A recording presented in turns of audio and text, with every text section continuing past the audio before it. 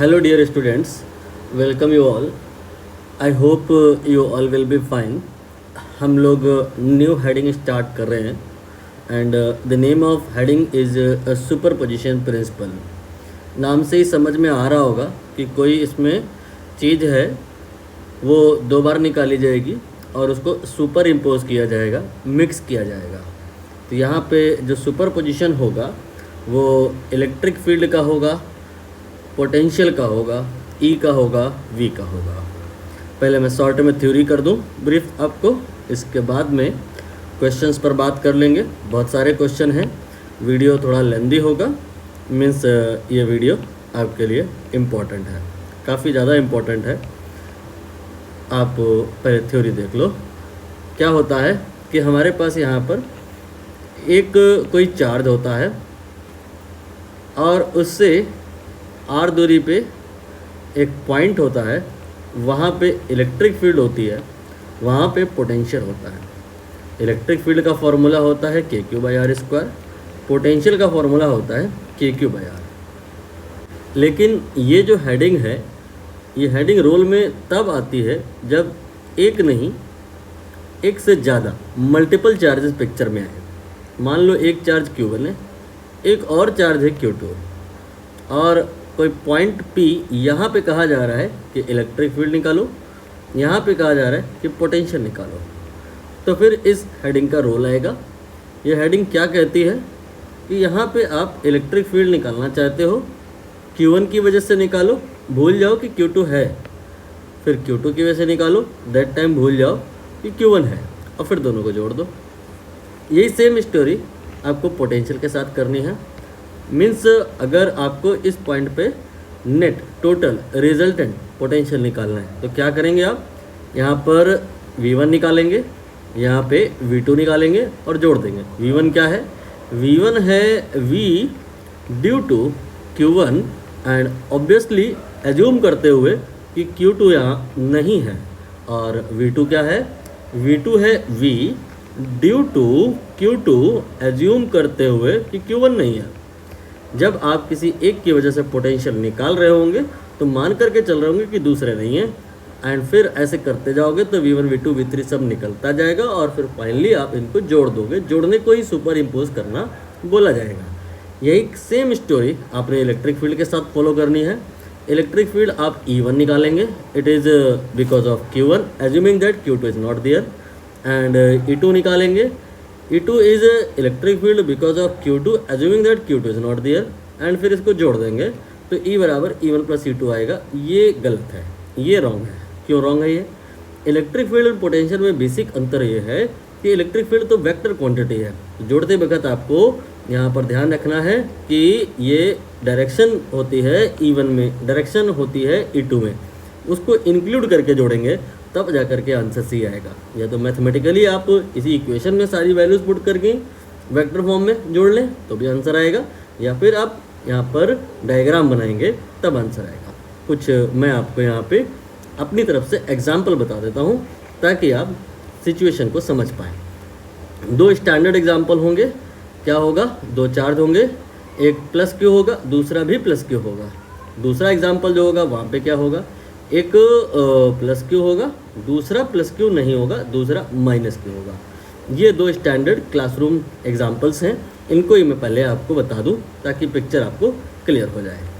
आपको point P पर मान लो पहले वाले एग्जाम्पल में इलेक्ट्रिक फील्ड भी निकालना है और पोटेंशियल भी निकालना है, ठीक है. दूसरे वाले एग्जाम्पल में भी वही बात है, मिड पॉइंट P पर इलेक्ट्रिक फील्ड भी निकालना है, पोटेंशियल भी निकालना है, ठीक है.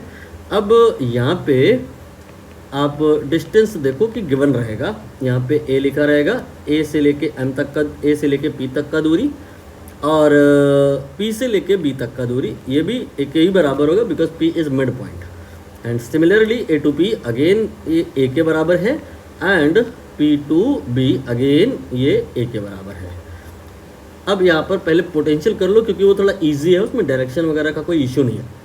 तो यहाँ पे हम V निकालने जा रहे हैं तो V1 प्लस V2 फार्मूला लगाएंगे और V1 निकालेंगे और V2 निकालेंगे और वैल्यू पुट कर देंगे यहाँ पे तो आंसर आ जाएगा. V1 निकाल लिया जाए V1 क्या है, V1 है V ड्यू टू, कोई एक चार्ज सिलेक्ट कर लो, पहले इसको कर लो, इसको भूल जाओ, तो बिकॉज ऑफ ए, तो ये आपका आ जाएगा k q upon are, are की वैल्यू ए के बराबर हो जाएगी। क्या होता है यार, जिस पॉइंट पे निकाल रहे हो वहाँ का दूरी फ्रॉम द सोर्स चार्ज, ये आपका ए है, तो यहाँ से यहाँ तक का ये ए के बराबर हो जाएगा। एंड V2 क्या हो जाएगा, V2 हो जाएगा इसकी वजह से इस जगह पे पोटेंशियल, ये हो जाएगा V ड्यू टू B। अब जब B की वजह से निकालेंगे तो मानेंगे ए नहीं है, यहाँ पे ओनली B है और पॉइंट है जहाँ पे निकालना है, ये डिस्टेंस ले ली जाएगी। अगेन आप देखोगे कि ये तो वही आ रहा है के क्यू अपॉन ए, और अब वैल्यू पुट करेंगे यहाँ पे दोनों सेम टू सेम है, के क्यू बाई ए, तो ये डबल हो जाएगा। फाइनली पोटेंशियल जो आएगा दैट विल बी 2 के क्यू बाई ए। क्लियर है। अब आप यहाँ पर इलेक्ट्रिक फील्ड पर फोकस करेंगे। इलेक्ट्रिक फील्ड पर फोकस कैसे होगा, आप इलेक्ट्रिक फील्ड निकालेंगे इलेक्ट्रिक फील्ड निकालेंगे E1, इलेक्ट्रिक फील्ड निकालेंगे E2। E1 क्या है, E1 है electric field because of A, E2 क्या है, electric field because of B, ये आ जाएगा k q by A square, ये आ जाएगा k q by A square. ठीक है, ध्यान दीजिएगा, मैंने अभी आपको बताया, क्या बताया कि ये डायरेक्शन का इशू होता है इलेक्ट्रिक फील्ड में, तो ये जो लिखे हो इलेक्ट्रिक फील्ड नहीं है, उसका मैग्नीट्यूड है ओनली, और ये इलेक्ट्रिक फील्ड नहीं है, उसका मैग्नीट्यूड है ओनली। अब आपको निकालना है E1 वेक्टर। क्या निकालना है, E1 वेक्टर, क्योंकि मैंने ऊपर आपको बता ही दिया है कि आपको E1 और E2 नहीं जोड़ना है, E1 vector plus E2 vector जोड़ना है। ठीक है, तो E1 वेक्टर आपको निकालना पड़ेगा। वो कैसे निकलेगा, इसके लिए आप यहाँ पे E1 कैप लिखोगे, यहाँ पे E2 कैप लिखोगे। E1 कैप मतलब direction of E1, E2 cap मतलब direction of E2।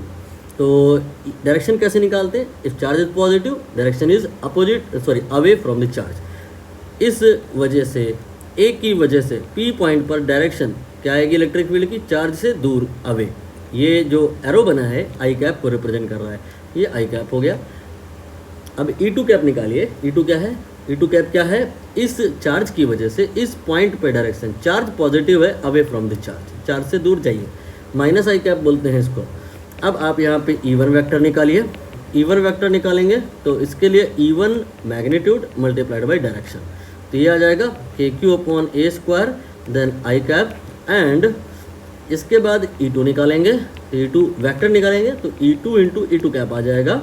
Values put करेंगे, यू विल रियलाइज कि के q upon a square then minus I cap आया। ठीक है, अब यहाँ पर values of E1 vector and E2 vector रखी जाएंगी। कहाँ पर रखी जाएंगी, यहाँ पे रखी जाएंगी, यहाँ पे रखेंगे। आप अगर नोट कर रहे हैं, कॉपी पेन लेके बैठे हैं तो बेहतर होगा। आप करेंगे, देखिए ये जीरो आ जाएगा। मैथमेटिकली मैंने साबित कर दिया कि इलेक्ट्रिक फील्ड यहाँ पे जीरो आएगा, लेकिन ये जो है बुक का तरीका नहीं है, बुक में ऐसे नहीं होता। बुक में कैसे होता है, उसके लिए क्या करते हैं, ये इलेक्ट्रिक फील्ड जो आया है, ये जो इलेक्ट्रिक फील्ड आया ये मैग्नीट्यूड है, इसको कुछ अपनी तरफ से आप मान लो, जैसे 10 न्यूटन मान लो, यहाँ 10 न्यूटन लिख लो, यहाँ पर 10 न्यूटन लिख लो। डायरेक्शन पर ज़्यादा जोर दे दो, यहाँ पर पॉइंट P पर डायरेक्शन आपने बताई आई कैप, तो यहाँ पर आपने आई कैप बना दिया। ठीक है, ये डायरेक्शन है किस चीज़ का, इलेक्ट्रिक फील्ड बिकॉज ऑफ ए, ये डायरेक्शन है इलेक्ट्रिक फील्ड का बिकॉज ऑफ बी, एंड दोनों एरो सेम लेंथ के बनाए गए हैं। क्यों, क्योंकि ये और ये दोनों ही देख लो, दोनों ही देख लो सेम टू सेम है, तो arrow is of same length but direction is opposite. मतलब ये वो वाली स्टोरी है कि एक बच्चा है, उस बच्चे पर दो फोर्स लग रहे हैं, मम्मी लगा रही हैं, कह रही है मेरे साथ चलना पड़ेगा तुमको, पापा लगा रहे हैं मेरे साथ चलना पड़ेगा, दोनों फोर्सेज इक्वल है, अपोजिट है, बॉडी कहीं नहीं जाएगी, बॉडी वहीं रह जाएगी, बैलेंस हो जाएगी, इलेक्ट्रिक फील्ड जीरो हो जाएगा।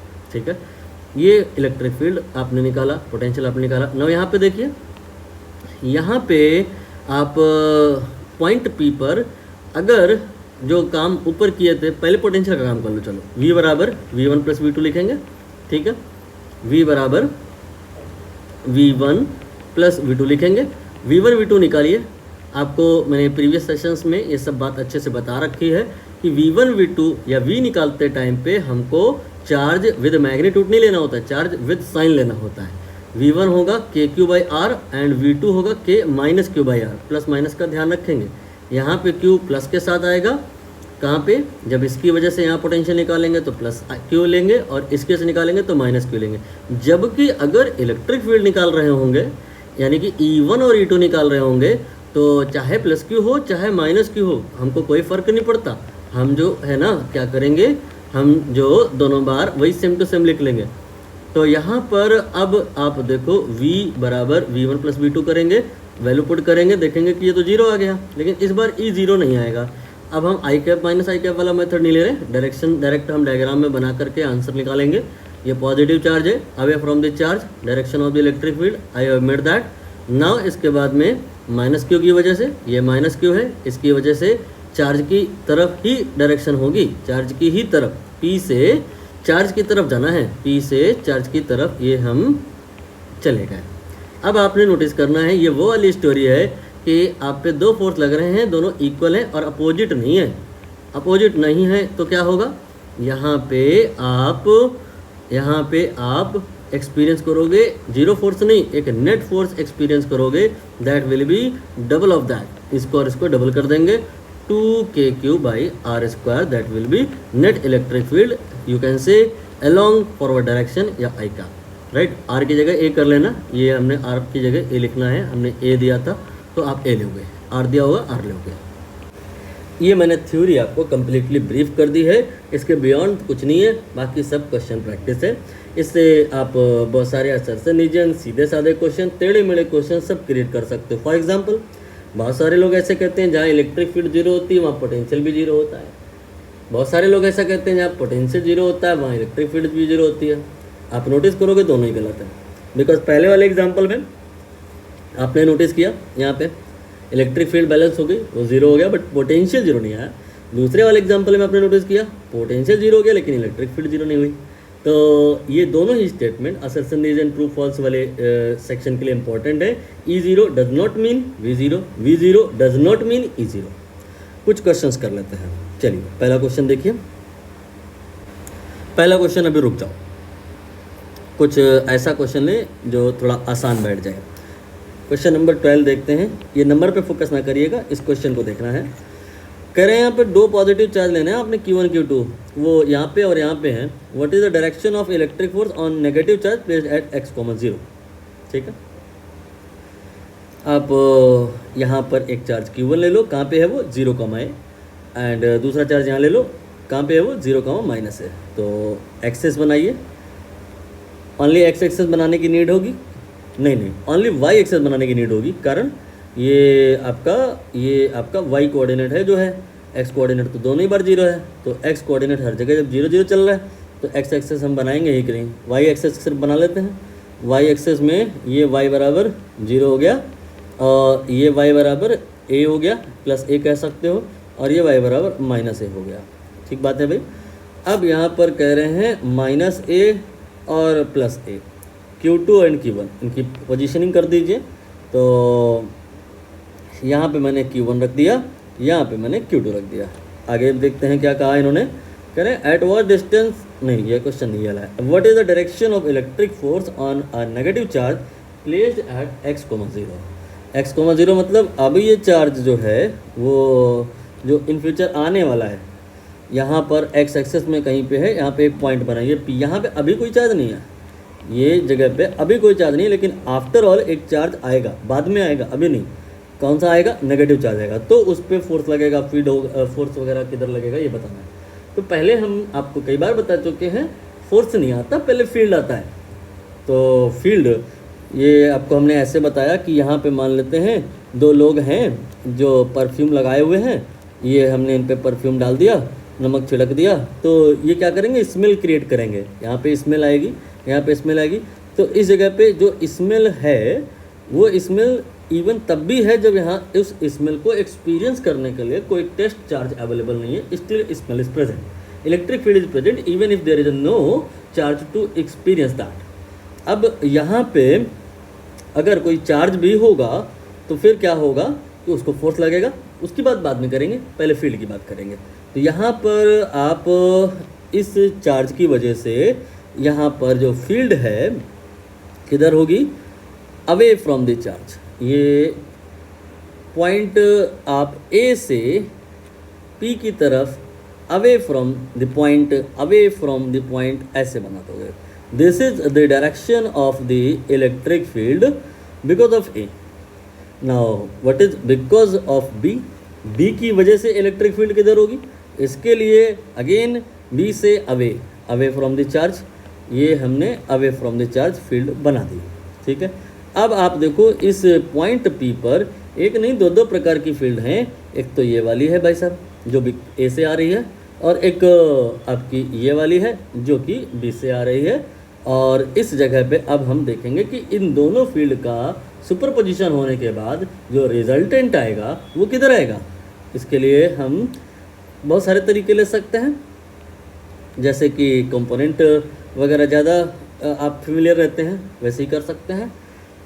आप यहाँ पर ये वाली जो इलेक्ट्रिक फील्ड है मानोगे कि ये यहाँ नहीं है, लेकिन इसके बदले फिर इसके दो कंपोनेंट हैं। एक इसका एक्स कंपोनेंट, एक्स कंपोनेंट बना लिया जाए, ये एक्स कंपोनेंट हो गया, ई एक्स लिख दिया मैंने, ठीक है। इसके बाद में ये इसका वाई कंपोनेंट हो गया। मतलब मेरे कहने का you can delete that and in place of that you can make the component. Now इसके बाद में ये जो दूसरी वाली इलेक्ट्रिक फील्ड है इसके भी वही काम करेंगे, कंपोनेंट बनाएंगे, एक इधर बना लिए और एक इधर बना लिए। अब आप नोटिस कर लो बेटा कि जो y कंपोनेंट है, y कंपोनेंट है ये बैलेंस कर जाएंगे, बट x कंपोनेंट ये बैलेंस नहीं करेंगे। ये दोनों अपोजिट डायरेक्शन में नहीं है, दोनों सेम डायरेक्शन में है, जुड़ जाएगा। तो इस जगह पे ये जो नेट इलेक्ट्रिक फील्ड आएगा सब का मिला करके that will B along positive x axis. ये नेट इलेक्ट्रिक फील्ड का डायरेक्शन हो गया। इलेक्ट्रिक फील्ड हमें पता चल गई। अब मन करे तो चार्ज ले आओ यहाँ पे, ना मन करे तो ना ले आओ, फील्ड तो तब भी होगी। चार्ज ले आओगे तो फोर्स होगा। अगर पॉजिटिव चार्ज ले आओगे, क्यों, अगर पॉजिटिव ले आओगे तो फोर्स लगेगा जो ना उस पर, वो इधर को ही लगेगा जिधर को फील्ड है।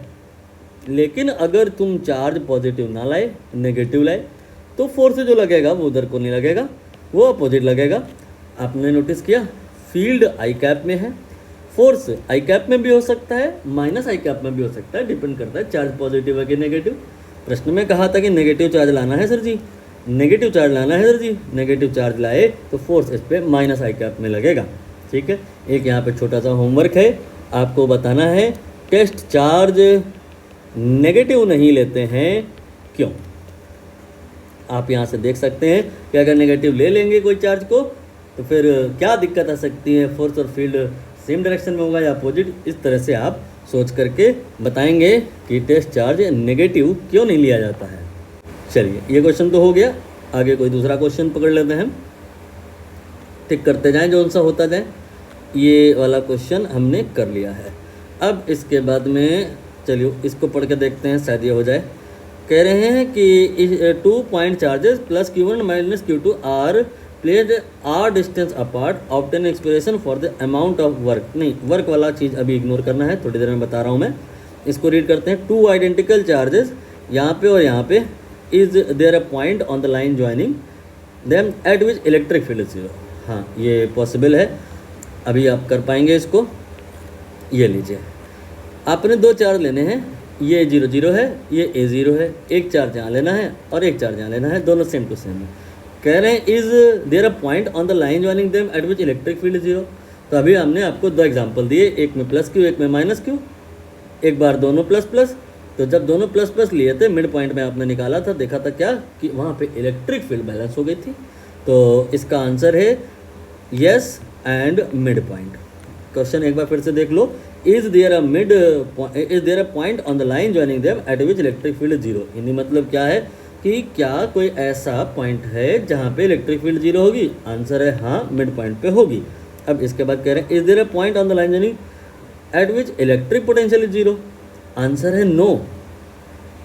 क्यों, इतनी आसानी से नो कैसे कर सकते हैं। आपने अभी पोटेंशियल की कैलकुलेशन करी और देखा क्या कि वो 0 तभी हो पाया जब एटलीस्ट कोई एक चार्ज नेगेटिव हुआ। पोटेंशियल चूंकि स्केलर क्वांटिटी है, उसमें जो आप निकालते हो भी प्लस होता है चार्ज तो प्लस लेते हो, माइनस होता है तो माइनस लेते हो। लेकिन अगर जो सारे चार्ज पॉजिटिव हैं, तो जब सारे ही चार्ज पॉजिटिव हैं तो आप दुनिया के किसी भी कोने में पोटेंशियल निकालो, चार्ज जो सारी अगर पॉजिटिव हैं तो V1 V2 दोनों ही पॉजिटिव आएंगे, पॉजिटिव पॉजिटिव जुड़ के जीरो कैसे हो सकता है? तो इसका मतलब इसका जवाब आएगा कहीं ऐसा नहीं हो सकता कि पोटेंशियल जीरो आए। अब इसके बाद में कह रहे हैं इसको जस्टिफाई करो, जस्टिफाई हमने वर्बली कर ही दिया है, आप उसको लिख सकते हैं।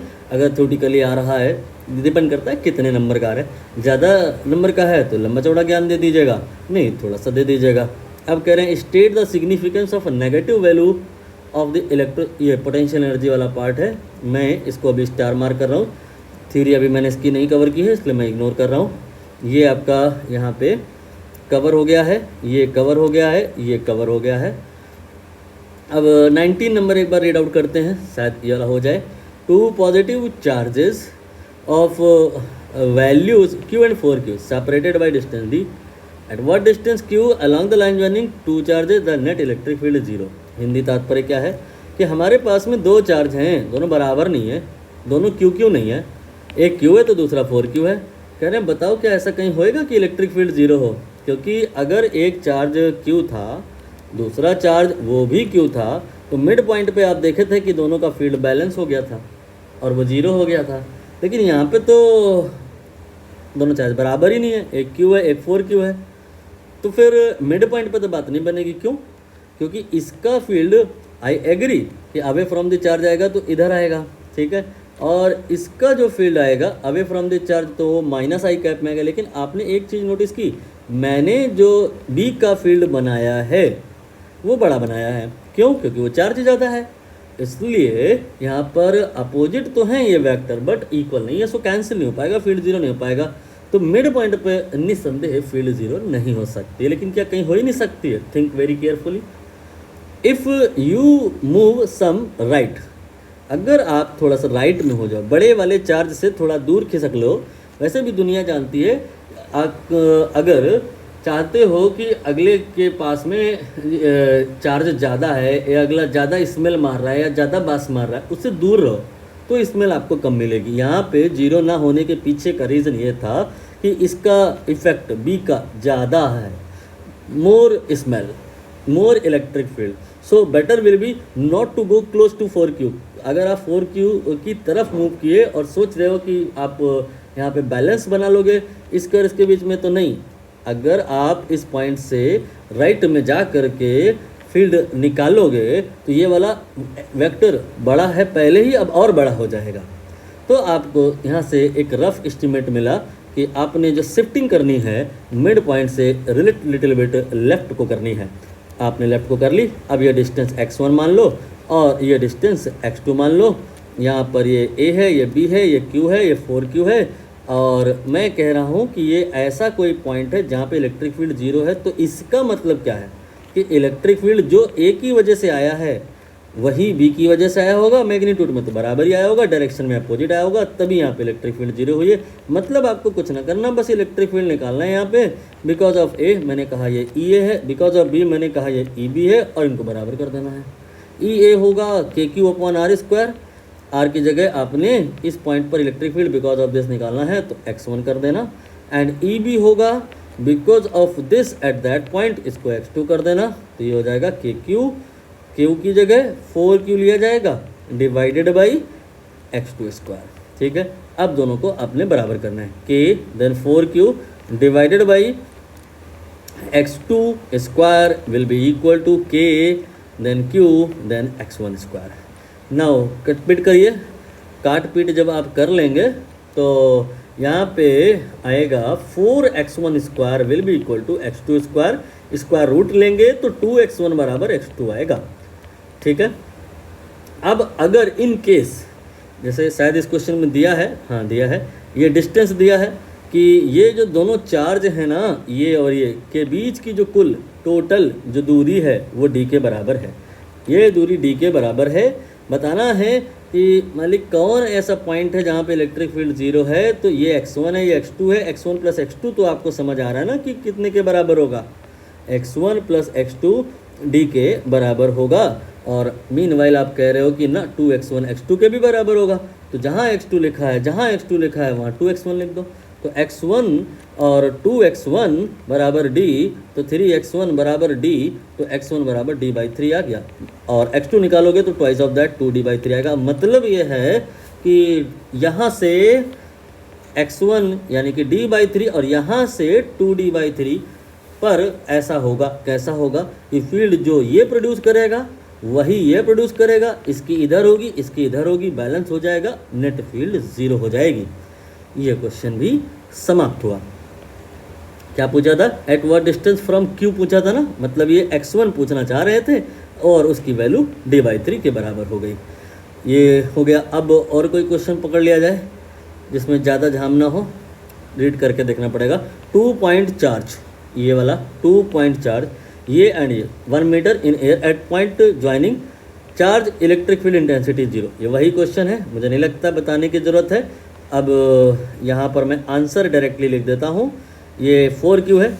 हल्की सी मैं ट्रिक भी आपको बता देता हूँ। आप क्या किया करो, दोनों जो चार्जेज हैं उसमें कॉमन फैक्टर पहले हटा दो, 4 लिख दो, 1 लिख दो, Q हटा दिया मैंने, फिर इसका स्क्वायर रूट ले लो, तो ये हो गया आपका क्या कहते हैं 2 और ये हो गया 1। मतलब जो टोटल डिस्टेंस है वो 2:1 के रेशियो में डिवाइड हो जाएगी। ये 1 मीटर की जो टोटल दूरी है वो 2:1 के रेशियो में डिवाइड हो जाएगी। तो एक जो है वो 2/3 हो जाएगी, एक 1/3 हो जाएगी। बाकी मैंने बताया कि किससे आपको दूरी बनानी है और किसके पास जाना है। जिसका चार्ज ज़्यादा है उससे दूरी बनानी है, क्योंकि उसका चार्ज वैल्यू ज़्यादा होने से ऑलरेडी इफेक्ट ज़्यादा है। तो यहाँ 4Q से आप बताओ 2/3 दूरी पर हो गए या 1/3 दूरी पे? तो यहाँ पर 2/3 ज़्यादा है, 4Q से 2/3 की डिस्टेंस पर आपने रहना है। 2/3 meter from 4Q electric field will be 0। तो ये क्वेश्चन भी फिनिश हुआ।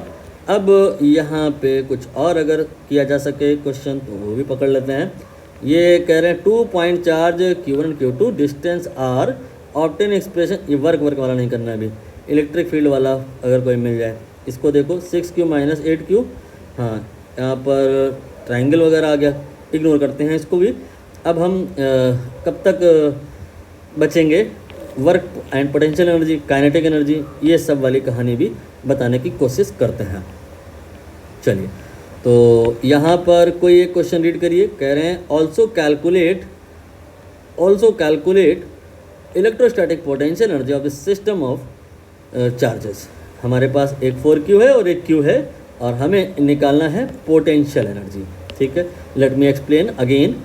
We have firstly a single charge, not 2 charges, and because of that at distance r, a point P, here we have potential that is kq upon r.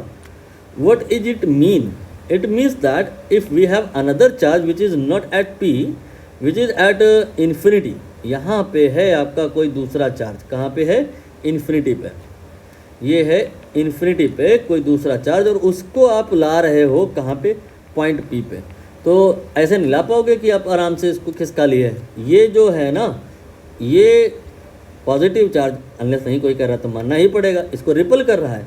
तो आपको क्या करना है? लाने के लिए अगेंस्ट द रिपल्सन एक फोर्स लगाना है। और डिस्प्लेसमेंट भी दिख रहा है कि हुआ है, फोर्स भी लगा रहे हो, डिस्प्लेसमेंट भी हुआ है। फोर्स इंटू डिस्प्लेसमेंट दुनिया जानती है, बच्चा जानता है कि ये वर्क के बराबर होता है। तो वर्क यहाँ पे आपको करना पड़ेगा। वो वर्क निकालने का बहुत सीधा सा तरीका है कि पहले आप पोटेंशियल निकाल लो और फिर आप फॉर्मूला लगाओ W बराबर Q0 इंटू V। तो Q0 ये वो चार्ज है जो आप खिसका के ला रहे हो और V ये उस पॉइंट का पोटेंशियल है जहाँ पे खिसका के ला रहे हो, राइट। अब अगर आप यहाँ पे वैल्यू पुट कर दो ये V का, तो आप पाओगे क्या कि W बराबर Q0 then KQ/R। You can से KQ/R, या इसी को कुछ लोग कहते हैं KQ1 Q2/R। बहुत सारे तरीके हो सकते हैं लिखने के। ये वो वर्क है जो आपने करना पड़ेगा, तभी Q0 जो है इन्फिनिटी से पॉइंट P पर पहुंचेगा। और ये जो वर्क है एक प्रकार की एनर्जी है, गई कहाँ? सिस्टम में कोई काइनेटिक एनर्जी थोड़े ना आई है, आप इसको धीरे धीरे लाते हो, सारी किताबों में लिखा रहता है। Movement is very slow, in such a way कि there is no kinetic energy gain at all, there is no acceleration at all. तो जो आप वर्क करते हो ये वर्क काइनेटिक एनर्जी नहीं बढ़ाती है, ये वर्क पोटेंशियल एनर्जी बढ़ा देती है। यही पोटेंशियल एनर्जी का फॉर्मूला है, इसे आप यहाँ पे लगाएंगे। Calculate electrostatic potential energy of the system of charges, value Q की इतनी ले लेनी है। थोड़ा सा कैलकुलेशन पार्ट मैं कर देता हूँ, क्या पता आप ना कर पाएँ इन दैट केस। तो यहाँ पे आपको U का फार्मूला के Q1 Q2 बाई आर लगाना है। के Q1 की जगह 4Q लेना है, Q2 की जगह Q लेना है एंड डिवाइड बाई आर। अब यहाँ पर हम K की वैल्यू रखेंगे, ये है 9 × 10 की पावर 9, रखनी पड़ती है इसे। 4 एंड Q 2 बार है और वैल्यू लेनी है 2 × 10 की पावर 7, तो स्क्वायर कर लेंगे 4 × 10 की पावर -14। एंड आर क्या है? डिस्टेंस ऑफ सेपरेशन, जो कि यहाँ पर पहले ही इन्होंने बता दी थी, that was 1 metre. So finally अगर हम इसे सॉल्व करें तो 4 4 16, 16 और गुणे 9 144। कैलकुलेशन पार्ट आप देख लीजिएगा, मुझे अपने ऊपर बिल्कुल भी भरोसा नहीं है। फिलहाल आंसर जो आएगा that will be in joule. अब यहाँ पर हम बात करेंगे कोई और क्वेश्चन की। बहुत सारे क्वेश्चन अभी भी बाकी हैं, मुझे लग रहा है ये वीडियो बहुत ज़्यादा लेंदी हो रहा है, आपको कहीं बोर ना हो जाए। इस क्वेश्चन पे बात करें, Q1 Q2 obtain expression amount of work. अच्छा, ये वाला रहेगा, state the significance of negative value of electrostatic potential energy. ये बड़ा आसान है। देखो भाई, यहाँ पर अगर हम पोटेंशियल एनर्जी के फॉर्मूले की बात करें तो आया था के Q1 Q2 बाई आर। लेकिन अगर कोई एक चार्ज पॉजिटिव हो और कोई एक नेगेटिव हो, मैं ये नहीं कह रहा दोनों पॉजिटिव हो तब नहीं, दोनों नेगेटिव हो तब नहीं, अगर दोनों पॉजिटिव होंगे तो ये जो U आएगा वो पॉजिटिव आ जाएगा, दोनों नेगेटिव होंगे तो भी U पॉजिटिव आ जाएगा। एक अगर पॉजिटिव हुआ, एक अगर नेगेटिव हुआ तो U नेगेटिव आएगा। अब बताओ, एक चार्ज पॉजिटिव है, एक चार्ज नेगेटिव है, तो फिर वहाँ पे अट्रैक्शन होगा या रिपल्शन? वहाँ पे अट्रैक्शन होगा। तो नेगेटिव पोटेंशियल एनर्जी आने का मतलब जो Q1 Q2 है में से कोई एक नेगेटिव है, एंड अगर ऐसा है तो वहाँ अट्रैक्शन है। तो यहाँ पर सीधा स्ट्रेट फॉरवर्ड जवाब कि state the significance of negative value of the electrostatic potential energy. क्या सिग्निफिकेंस है नेगेटिव इलेक्ट्रोस्टैटिक पोटेंशियल एनर्जी का? कि वहाँ पे अट्रैक्शन इन्वॉल्व हो रहा है। Now we have next question, let me read. 2 point charges this and that are placed at r distance apart. Obtain an expression for the amount of work done to place a third charge Q3 at the midpoint of the line joining the two charges. ठीक है, तात्पर्य मतलब क्या है? एक charge है Q1, एक और चार्ज है -Q2, r डिस्टेंस पे रखे हैं, और तीसरा एक और चार्ज है यहाँ Q3, वो अभी नहीं लाया गया, अभी नहीं है यहाँ, अभी वो इन्फिनिटी पे है, लेकिन वो इन्फिनिटी से लाया जाएगा। कहाँ पे लाया जाएगा? मिड पॉइंट पे इन दोनों चार्ज के। तो कितना वर्क करना पड़ेगा ये बताना है आपको। जैसे मैंने अभी बताया, जैसे आपको मैंने अभी समझाया, बस वैसे ही चलना है आपको मैंने अभी क्या बताया कि जिस भी पॉइंट पे आप किसी चार्ज को ला रहे हो, पहले मान के चलते हैं कि वो इन्फिनिटी पे है, पहले मान के चलते हैं कि वो इन्फिनिटी पे है, और फिर आप जिस भी पॉइंट पे उसे ला रहे हो, मान लो M पे ला रहे हो, तो उस पॉइंट का पोटेंशियल देख लो कितना है, मान लो कि वो V है। ठीक है, तो आपको लाने में जो वर्क करना पड़ेगा that will B Q × V। Q कौन सा? जिसको आप ला रहे हो, जिसका मोशन हुआ है, इसी को टेस्ट चार्ज कहते हैं, Q0 × V। अब यहाँ पर इस पॉइंट का या तो एग्जामिनर सीधे सीधे पोटेंशियल बता दे, नहीं तो टेढ़े टेढ़े बता दे। टेढ़े टेढ़े कैसे बताएगा? एग्जामिनर M पॉइंट का, मिड पॉइंट का पोटेंशियल सीधे सीधे नहीं बता रहा है, वो कह रहा है यहाँ पे Q1 है, यहाँ पे -Q2 है। अब आपको यहाँ का पोटेंशियल निकालना पड़ेगा। ये कैसे निकलेगा? ऊपर मैंने बताया सुपरपोजिशन प्रिंसिपल, V1 + V2। यहाँ पर V1 है potential at this point because of Q1, and V2 है potential at this point because of -Q2। तो ये आ जाएगा कि Q1 बाई ये वाली डिस्टेंस टोटल कितनी है, let me check out.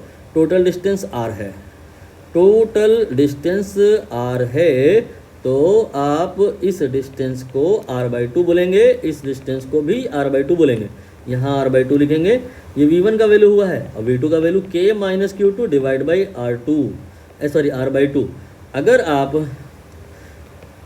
Calculation part सही से करेंगे तो पाएंगे क्या कि ये जो V है इस m पॉइंट का जीरो नहीं है। अगर दोनों चार्ज बराबर होते तो ही जीरो होता, वो तो मैंने ऊपर सबसे पहले ही करा दिया था। लेकिन अगर दोनों चार्ज बराबर नहीं है तो m पॉइंट का पोटेंशियल जीरो नहीं होगा। कितना होगा इस फॉर्मूले से निकाला जाएगा। हमें पोटेंशियल निकालना ही नहीं है, हमें निकालना है अगर हम तीसरा चार्ज एक m पॉइंट पे लाएं तो कितना वर्क करना पड़ेगा, वो इतने के बराबर होगा। जिसमें ये v क्या है, इस पॉइंट का पोटेंशियल जो मैंने नीचे निकाला है उसको हम वहाँ से क्या कर लेंगे, कॉपी, और फिर उसको क्या कर देंगे यहाँ पे पुट। ये हमने पुट कर दिया, ठीक है। तो फाइनल आंसर ये आपकी स्क्रीन पे है। इतने के बराबर का वर्क करेंगे तो जाके सिस्टम आपका असेंबल हो जाएगा। ये क्वेश्चन समाप्त हुआ। Now next problem, eight what distance from Q1 on the line joining the two charges will this work will be zero. ये कह रहे हैं कि हम ये जो चार्ज ला रहे हैं कहाँ पे ला के रखें, यहाँ पे या यहाँ पे या यहाँ पे यहाँ पे, जिससे कि हो क्या कि वर्क ही हमें ना करना पड़े। तो इसका मतलब ये जीरो है। तो ये जीरो कब आएगा, जब ये तो जीरो बोला ही नहीं है ना, ये जीरो हो जाए। इनडायरेक्टली ये पूछ रहे हैं कि Q1 Q2 को मिलाने वाली लाइन जो है, इस लाइन में कौन सी ऐसी जगह है जहाँ का पोटेंशियल जीरो है। अगर वहाँ का पोटेंशियल जीरो है तो वहाँ पे तुम कोई तीसरा चार्ज ले भी आओगे तो वर्क नहीं करना पड़ेगा, बिकॉज V जीरो हो जाएगा। तो हमने अपनी रीजनिंग के दम पे अपने गिवन क्वेश्चन को आसान शब्दों में कन्वर्ट कर लिया। क्या कह दिया हमने कि इनडायरेक्टली ये पूछ रहे हैं कि एक Q1 है एक Q2 है और कहाँ पे पोटेंशियल जीरो होगा ये बताना है। माना कि पॉइंट P पे जीरो होगा। अगर दोनों चार्ज बराबर होते तो वो पॉइंट मिड में ही होता, लेकिन यहाँ बराबर नहीं है। हमने इस दूरी को, किस दूरी को, A से P तक की दूरी को x मान लिया और B से P तक की दूरी को y मान लिया।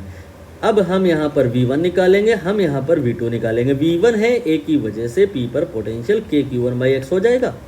V2 है B पर पोटेंशियल B की वजह से KQ2/x नहीं होगा, चार्ज विद साइन रखेंगे माइनस के साथ, और हम चाहते हैं टोटल पोटेंशियल जीरो आए, तो हम दोनों को जोड़ के जीरो के बराबर कर देंगे। वही करने जा रहा हूँ मैं।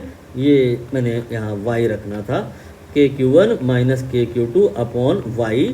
अब यहाँ पे ऐसे प्लस करके जीरो के बराबर करेंगे, सिंप्लीफाई करेंगे तो Q1/x बराबर Q2/y आएगा, ठीक है।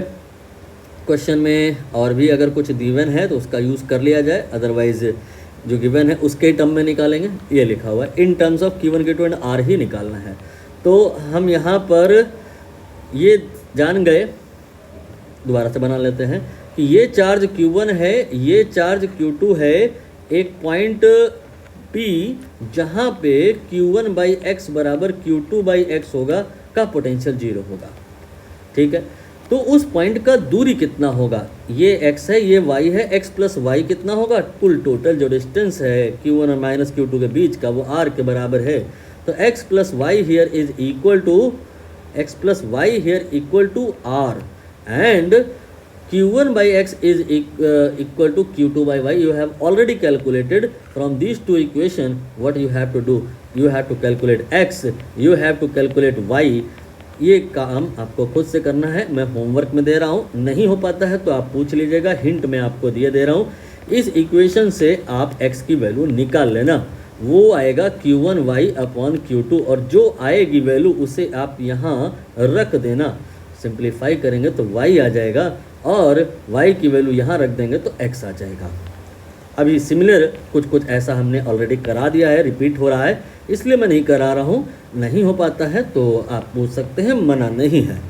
ये हो गया आपका 17 नंबर। नाउ अगला नंबर देखिए, कह रहे हैं दो पॉइंट चार्ज हैं, एक ये है और एक ये है, B है और C है, इक्विलेटरल है। एक काम करते हैं, वीडियो बहुत ज़्यादा लेंदी हो रहा है, अब हम यहाँ पर बाकी क्वेश्चन नेक्स्ट सेशन में डिस्कस कर लेंगे, क्योंकि अब जितने भी क्वेश्चन हैं उनमें 2 से ज़्यादा चार्ज हैं। यहाँ लिखा जरूर है 2 पॉइंट चार्ज, लेकिन पॉइंट 3 हो गए हैं, इक्विलेटरल ट्रायंगल हो गया है।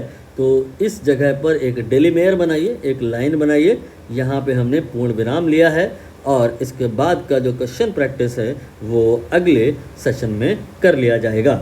बहुत बहुत धन्यवाद, थैंक यू वेरी मच।